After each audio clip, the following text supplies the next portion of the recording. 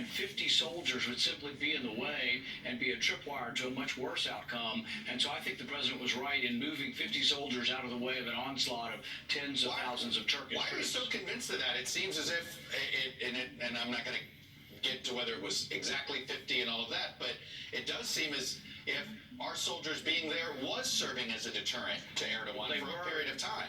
They were until they weren't. I mean, they were until the Turks decided they were coming. The Turks gave us forewarning they were coming, and the president made a judgment that I think most military commanders would agree with, that you don't have 50 soldiers, or you don't go to war with 50 soldiers. 50 soldiers don't deter anything. Once the Turks said they were coming, it would have been foolish to leave 50 soldiers in the wake of tens of thousands of people coming across the border. This is a 100-year-old war between the Turks and the Kurds. Realize the president's asking, is it in our national security interest to somehow figure out how the Kurds can live with the Turks?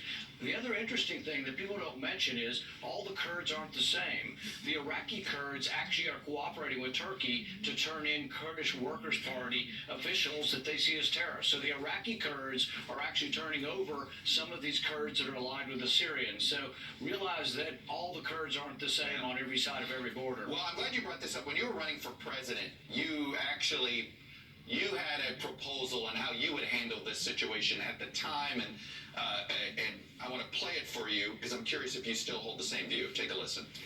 So I would provide armaments to the Kurds as well. In fact, I'd go one step further. I'd promise them a homeland and a state, but I would do it in conjunction with talks with Turkey. It would have to be a three-way discussion. Kurds homeland, but I'd like to get the Turks involved as well. Look, it's an interesting proposal. I think you're not alone in that. I think a lot of folks would argue that at some point the Kurds need a home. Have you shared that idea with the president? I haven't talked specifically about it, but the interesting thing is they kind of do have a homeland. There's a Kurdish semi-autonomous region in Iraq. So what I was referring to is Iraq, and I still do agree with that sentiment. But here's one of the interesting things. As we've gotten stability in Iraq, and as the Kurds have a lot of self-control in governing sort of like a province, there's actually 1,800 Turkish businesses doing business in that part of Iraq that is controlled by the Kurds. It's a prosperous oil region, and there's back and forth between the Turks and the Kurds, and it actually works pretty well. But these Kurds don't actually get along with the Syrian Kurds so well, and many of the Syrian Kurds have been trying to break off part of Turkey into an independent country. It's been going on for really close to 100 years. Many of the Kurds in Syria actually were expelled or exiled from Turkey back in the 1920s, 30s, and 40s. So there's this long history, and the question we have to ask is, and I have to ask, am I going to send the sons and daughters of American mothers and fathers, am I going to send them there to die to try to figure out how the Kurds and the Turks can get along? And I don't see that in our national interest, and we should vote on it. We should vote on it in Congress and declare war if that's what people want. Senator, what do you... I get that. What about that line that says, America made a commitment to these folks? You may not have agreed with that policy decision at the time, but abandoning them could lead to a worse outcome. And look, these are not easy decisions. But what do you say to that line? But, you know, what President Trump said was not, I'm committed to making a Kurdish homeland in Syria. What he said is we're going to wipe out ISIS, which was to the benefit also of the Kurdish people who live in that region. But if ISIS is back... that's to be debated. Yeah. What I would say is ISIS has been militarily defeated, and whether they come back or not is conjecture at this point. But what I would say is this. We have to debate in Congress. My oath is to the Constitution. My oath isn't to some promise that somebody thinks we made for a Kurdish homeland.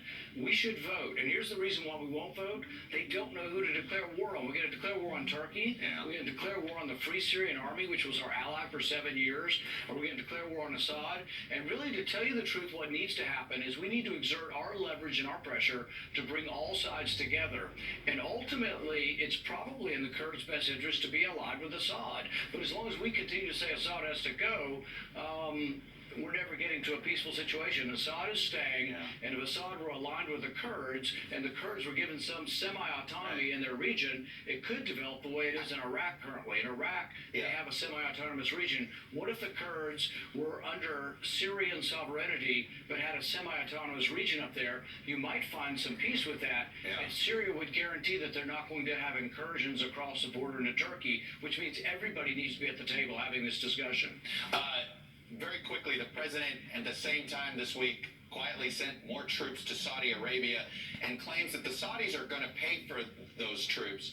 Are you comfortable with the U.S. military being treated almost like a mercenary force for the Saudis? I'm not. In fact, I would withhold troops and arms from the Saudis until we see better behavior. I think that our arms are uniquely belong to the American people and that we shouldn't be sending them to the Saudis until we see a change in their behavior. But it's inconsistent to say we're not going to be there for endless, senseless wars and then to have them in Saudi Arabia. One of the things that bin Laden said motivated him, it's not a justification, obviously, it was terrible and he got what he deserved. But one of the things he said that motivated him were troops in what they consider to be their holy land. And so I think having troops in Saudi Arabia becomes a magnet for all the crazy jihadists around the world to motivate them to attack again. On the issue of impeachment and what's been going on, I'm curious, are you disturbed at all by the role Rudy Giuliani's been playing as a private citizen here, possibly dabbling in foreign affairs in ways that, frankly, is now being investigated, but there seemed to be almost like a shadow foreign policy that he might have been running. Does that bother you at all? I think what's interesting about this is both sides seem to be doing the same thing. If anything is consistent here, it's that both parties have tried to involve themselves in Ukraine. So, for example, 4 senators, Democrats, wrote a letter to the Ukrainian government and said, if you don't keep investigating Trump, we may reconsider our bipartisan support for your aid. Both parties seem to be doing this, and that's why I think ultimately the American people are going to say, they're going to throw up their hands and say, well, Biden threatened the aid, Menendez threatened the aid, Murphy threatened the aid. I understand that they could get gaslit and think that it's all equal and both sides of it, but I'm talking about specifically. It's an argument. I think it is an argument that they're both doing the same thing. Well, then did 2 wrongs make a right? Well, what I would do is I wouldn't give them any aid. I wouldn't give them any aid because we don't have any money. We're borrowing that money from China to send it to Ukraine. So I disagree with trying to manipulate them in any way. I just wouldn't give them the aid, period. I wouldn't say you get the aid if you do X for me. Right. I would say we don't have the money. Let's take care of stuff at home. Let's build roads and bridges in America, not over there. Are you comfortable with the role Rudy Giuliani's been playing on behalf of the president? I don't really know enough about what he's doing. I know he traveled over there to try to seek information on Hunter Biden's corruption. I think a lot of Americans see the $50,000 a month Hunter Biden was making, and it doesn't pass the smell test. I think most people do think there was some corruption involved with Hunter Biden, and I hope we do get to the bottom of it. All right, I see that you wanted to get that in there. So you think it's perfectly legitimate for the president to use his personal attorney to go to a foreign country and seek help for a political campaign? I think it's equally as legitimate as the Democrats going there and saying, hey, we should investigate Trump. They really did.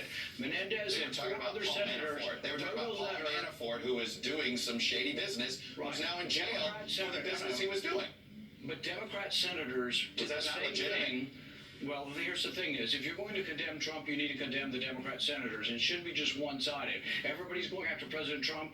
Someone needs to actually, in an objective way, evaluate a letter from 4 Democrats that said to Ukraine, if you don't keep investigating Trump, we will reconsider our bipartisan support for aid. That's a threat, and that's the same kind of stuff they're accusing Trump of, but nobody's talking about that the Democrats are doing exactly the same thing. Unfortunately, I'm out of time. Senator Rand Paul, good luck with your new book. Thanks for coming on and sharing your views. I appreciate it. Thank you.